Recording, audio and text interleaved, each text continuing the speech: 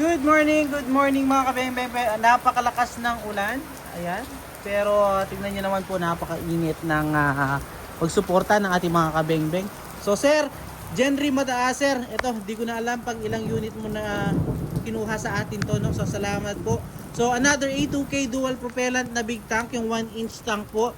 So napaka-dami na pong shot counts yan. At ito na po yung version 3 ng ating mga Taurus A2K, kasi yung version 2 yung naging siya 2.5, naging siya, tas version 3 yung nakahiwalay na po yung kargahan niya sa PCP pump and CO2. So hindi na siya tanggal kabit mga kabengbeng. So sir, Genry mataas, ito na po ang yung Taurus A2K dual propellant na big tank po na V3. So up to 2,500 PSI mga kabengbeng, pero minsan nakakargan pa natin ng 2.8, pero napakaganda pa rin tumama. So ito po yung kanya serial number sir, serial number SN260622321. So ito po sir, i-test na po natin, no, bago natin padala ulit sa inyo sir Genry mataas. So sir, ito po, and also in-upgrade na rin natin ng mga manlapat silencer po ang ating mga unit, no. Ayan, so tara, subukan na po natin.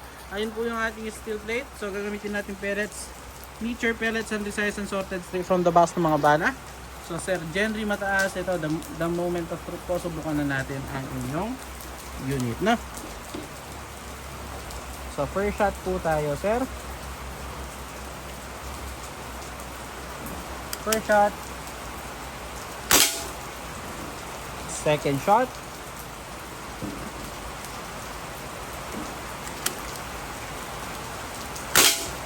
Grabe, pellet to pellet po. Napakaganda tumama mga kabengbeng. So ito yung ating mga unit na sumasabay yung patama nila sa mga PCP. Napakaganda tumama mga kabengbeng. Pangatlo, solid, tignan nyo naman po, pellet to pellet talaga.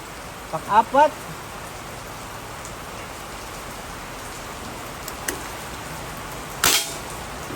halos hindi po lumaki yung ating groupings. Kung makikita nyo, napakaganda tumama. Grabe. So yan mga kabembeng, sa mga naghahanap ng ganito patama at na ganito ka-quality na pwede sa CO2 at PCP. So ito, limited lang po, meron pa tayo.